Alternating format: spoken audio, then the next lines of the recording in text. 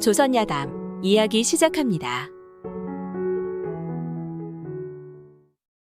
옛날 옛적 조선 선조 때 의병장이었던 김천일의 처는 시집 오던 날부터 아무 일도 하지 않고 날마다 낮잠만 잘 뿐이었습니다. 하루는 그 꼴을 보다 못한 시아버지가 며느리를 불러 훈계하였지요. 너는 참 좋은 며느리다만 여자로서 마땅히 지켜야 할 도리를 잘 모르니 그것 한 가지가 흠이로구나. 무릇 지엄이에게는 지엄이의 책임이 있으니 혼인한 뒤로는 살림을 맡아 집안의 재산을 늘려가는 게 옳다. 헌데 너는 통 이런 일은 돌보지 않고 날마다 낮잠만 자고 있으니 이래서야 되겠느냐? 아버님, 살림을 늘리고야 싶지만 수중에 아무것도 없으니 뭘 가지고 살림을 늘리겠습니까? 며느리의 대답에 시아버지는 가여운 생각이 들어 즉시 벼 30포대와 노비 4명, 소 2마리를 주며 말했습니다. 이 정도라면 살림을 늘릴 미천이 되겠니? 충분합니다. 김천일의 처는 곧장 노비를 불러놓고 명했습니다. 이제 너희들은 나의 노비니 의당 내 지시를 따라야 한다. 너희들은 이소의 곡식을 싣고 무주 아무 곳에 깊은 골짜기로 들어가거라. 거기서 나무를 베어 집을 짓고 나락으로 부지런히 농사를 짓도록 해라. 매년 추수할 때마다 총수확량을 내게 보고하고 벼는 잘 도정해서 창고에 저장해 두도록 해라. 매년 이렇게 해야 함을 명심하거라. 이 말에 노비들은 즉시 무주로 가서 살았습니다. 그리고 김천일의 처는 며칠 뒤 남편에게 말했지요. 남자가 수중에 돈이 없으면 되는 일이 없는 법인데 왜 그 점을 생각지 않으셔요? 내가 부모님을 모시고 있는 처지에 입고 먹는 것을 모두 부모님께 의지하고 있거늘 돈이며 곡식을 어디서 마련할 수 있겠소? 듣자니 우리 마을의 이생원 집에 수만금의 재산이 있는데 그 사람은 도박을 좋아한다고 하더군요. 서방님께서 한번 가서 살 1,000섬을 걸고 내기를 해보는 게 어떻겠어요? 이생원은 원래 내기바둑으로 유명한 사람이고 내 바둑 실력은 아주 형편없어. 그런데 내가 무슨 도박을 한단 말이오? 상대하기 쉽답니다. 일단 바둑판이나 가져와 보세요. 김천일이 그 처의 말을 듣고 바둑판을 대령하자 이윽고 마주 앉아 남편에게 바둑을 가르치는데 바둑돌을 하나하나 놓을 때마다 온갖 묘수를 알려주는 것 아니겠습니까? 그리고 김천일 역시 빼어난 재주를 지닌 호걸인지라 반나절 만에 바둑의 오묘한 진법을 환히 깨달았습니다. 이에 그 처가 말했지요. 이제 충분히 이생원과 승부를 겨뤄볼 만합니다. 날이 밝는 대로 이생원을 찾아가 내기 바둑을 두자 청하십시오. 그리고 세 판을 두어 먼저 2판을 이기는 사람이 이기는 것으로 정하고 첫 판을 일부러 져준 다음 나머지 2판은 간신히 이기도록 하세요. 이렇게 이긴 다음 상대방이 한 번 더 승부를 겨루자고 하면 그때는 즉시 신묘한 수법을 보여주러 상대의 의욕을 완전히 꺾어버리시는 게 좋겠어요. 알겠소. 내 당신의 말대로 하리다. 아내의 말을 그럴듯하게 생각한 김천일은 이튿날 이생원의 집에 가서 내기바둑을 두자고 하였습니다. 그 말에 이생원은 가소로운 듯 대답했지요. 한 동네에 살면서 그대가 내기바둑을 둔다는 소문을 들은 적이 없거늘 지금 갑자기 찾아와 청하는 이유를 모르겠네. 그대는 내 적수가 못되니 그만두시게. 바둑은 돌을 놓아본 다음에 누가 잘하고 못하는지 알 수 있는 건데 미리부터 하지 말자는 건 또 뭡니까? 김천일이 2번, 3번 거듭 억지를 쓰다시피 청하자 이생원이 대꾸했습니다. 좋네. 그렇다면 내 평생 바둑을 두면서 내기를 걸지 않고는 바둑을 둔 적이 없으니 이번엔 뭘 걸고 둘까? 대개 1,000섬쌀을 쌓아둔 것이 서너 더미는 될 터인데 그걸 것이지요. 나는 그렇게 하면 된다 치고 그대는 뭘 걸겠나? 나도 쌀 1,000섬을 걸지요. 부모님을 모시고 사는 처지에 적지 않은 곡식을 어디서 마련하려는가? 그건 승부가 결판난 뒤에 따질 일입니다. 내가 만일 진다면 쌀 1,000섬쯤이야. 왜 못 드리겠습니까? 이생원은 내키지 않는 가운데 바둑판을 가져다 놓고 두 판 먼저 이기는 사람이 승리하는 것으로 규칙을 정했지요. 그렇게 내기바둑은 시작됐고 첫 판에 김천일이 일부러 져주자 이생원이 웃으며 말했습니다. 그것 보게. 자네는 내 적수가 못 된다고 말하지 않았는가? 아직 두 판이 남았습니다. 계속 두시지요. 알았네. 나야 좋지. 이생원은 자신만만하여 다시 바둑돌을 놓기 시작했습니다. 그런데 이게 웬일입니까? 이생원은 김천일에게 연거푸 두 판을 지고 만 것이죠. 허참. 이상한 일일세 이상한 일. 어떻게 이럴 수가. 약속한 1,000섬은 주지 않을 수 없으니 즉시 주겠네. 그건 그렇고 한 판 더 두게. 이미 1,000섬이나 이르셨는데 괜찮으시겠습니까? 괜찮네.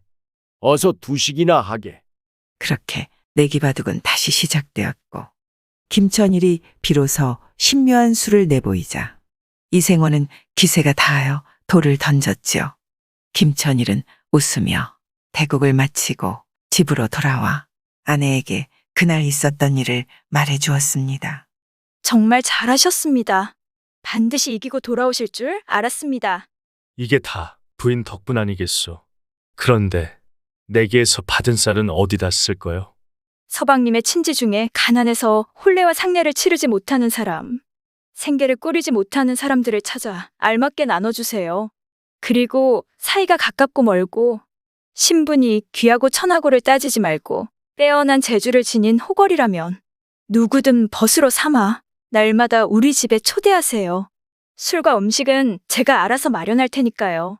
김천일은 그날부터 아내의 말대로 했습니다. 그러던 어느 날 김천일의 처는 시아버지에게 또 한 가지 청을 했지요. 제가 농사를 지었으면 하는데 울타리 밖에 넓은 농토에 농사를 지어도 되겠습니까? 그래, 맘대로 해보거라. 시아버지가 허락하자 김천일의 처는 밭을 갈아 밭가득 박씨를 뿌렸습니다. 그리고 박이 익은 뒤에는 박으로 바가지를 만들어 오치를 했지요. 그렇게 매년 이 일을 반복하니 5칸 곳간에 오칠한 박이 가득 들어찼습니다. 그러고 나서는 대장장이를 시켜 바가지 모양의 쇠를 2개 만들게 해서 곳간 안에 나란히 두었지요. 사람들은 김천일의 처가 이러는 이유를 알 수 없었습니다. 그러다 임진년에 외적이 대규모로 쳐들어오자 아내는 김천일에게 말했지요. 제가 평소에 서방님께 가난하고 고달픈 사람을 돕고 영웅호걸과 사귀시라고 권했던 건 바로 지금 그 사람들의 힘을 얻고자 해서였습니다. 서방님께서 의병을 일으키십시오. 시부모님이 피난하실 곳은 제가 이미 무주에 마련해 두었어요. 곡식도 있고 집도 있으니 서방님께서는 염려하지 않으셔도 됩니다. 저는 여기나마 군량미를 조달해 부족하게 되는 일이 없도록 하겠어요. 김천일이 흔쾌히 아내의 말을 따라 의병을 규합하니 평소 김천일의 은혜를 입었던 이들이 각지에서 모여들어 열흘 사이에 정예병 4~5천 명을 얻었습니다. 김천일은 군졸들에게 오칠한 박을 허리에 차고 전투에 나서게 했는데 왜군들은 의병들과 싸우면서 허리에 찬 것이 무엇인지 궁금했지만 워낙에 날랜 의병들이라 감히 그것에 대해 알 수가 없었지요. 한편 김천일의 의병 부대는 왜군과의 전투를 마치고 회군하면서 쇠로 만든 박을 도중에 떨어뜨려 놓았는데 왜구들이 추격하다 이를 발견하고 생각했습니다. 사람마다 이런 무거운 것을 허리에 차고도 움직임이 나는 듯이 빠르니 얼마나 용맹한지 가해할 수 있다. 마침내 서로 주의를 주어 감히 김천일의 군대에 맞서지 말도록 했고 이 때문에 왜군은 김천일의 군대를 만나면 싸우지 않고 피해 흩어졌다 합니다. 그리하여 김천일은 여러 차례 큰 공을 세울 수 있었는데 이는 모두 그 아내의 덕이었던 것이죠. 어느 고을에 재물은 많은데 인심이 사납기로 호랑이 같은 최참봉이란 인물이 살았습니다. 어느 날 해걸음에 최참봉이 얼근하게 취해서 뒷짐을 지고 집으로 돌아왔는데 대문 앞에서 절름발이 거지 하나가 서서 동냥질을 하고 있지 않겠습니까?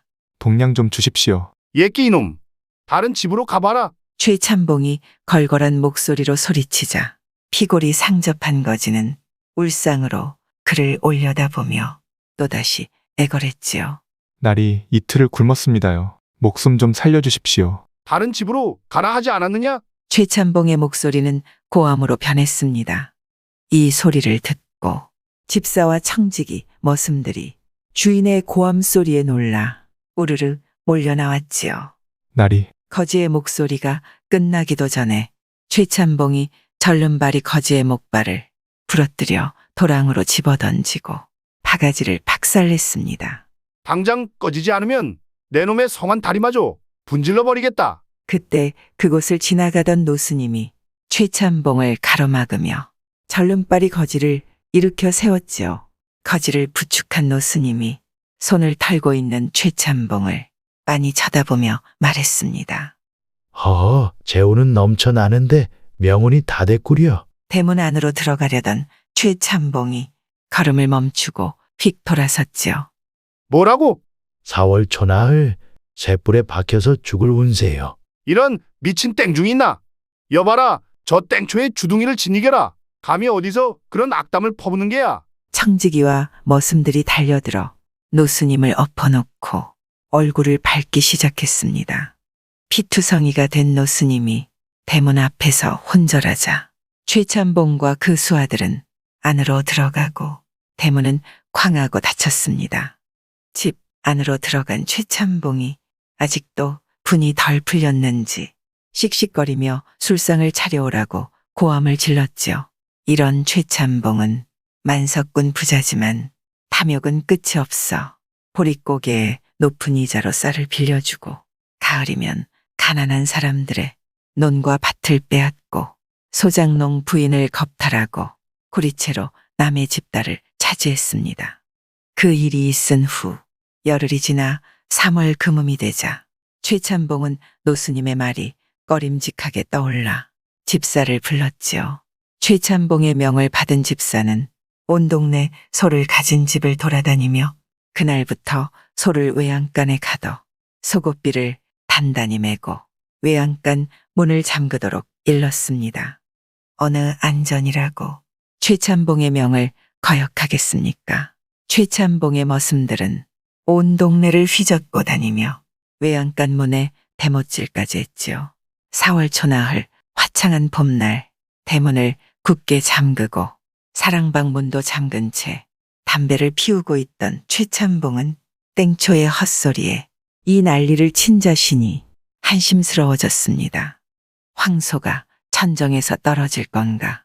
사랑방 문을 열고 문지방에 팔을 걸치고 비스듬히 누워 귀를 후볐습니다. 그때 한 줄기 봄바람이 불어 문이 닫히며 최참봉의 팔꿈치를 쳤지요. 기이개가 깊이 박히며 귓속에선 선혈이 쏟아지자 꽥소리 한 번 못 질러본 최참봉은 그 길로 지옥에 떨어지고 말았습니다. 그 귀이개는 쇠뿔로 만든 것이었지요. 어느 선비가 산길을 가다가 밤이 너무 늦어버렸습니다. 걱정하던 선비는 저 멀리 작은 불빛 하나를 발견했지요. 이리 오너라. 이리 오너라. 한참 후에 할머니 한 분이 나왔습니다. 선비님, 저희 집은 딸년과 단둘이 사는 처지라 청을 못 들어드리겠습니다요. 방도 한 칸이고요. 선비는 할머니 말에도 아랑곳 않고 통사정을 했지요. 할머니는 할 수 없이 자고 가라고 허락했습니다. 이렇게 해서 할머니, 딸, 선비가 한 방에서 자게 되었는데 갑자기 뒷간이 급해진 할머니는 밖에 나가는 길에 딸에게 일렀지요. 얘야, 선비가 만약 너의 입술을 훔치면 앵두앵두하고 옷고름을 풀거든 사과사과하고 그보다 더 밑을 더듬으면 수박수박 그러려무나. 할머니가 한참 후 볼일을 다 보고 나와 방 앞에 왔는데 방에서 딸의 목소리가 들렸습니다. 아, 가지. 구독과 좋아요와 함께 오늘도 좋은 날 되세요.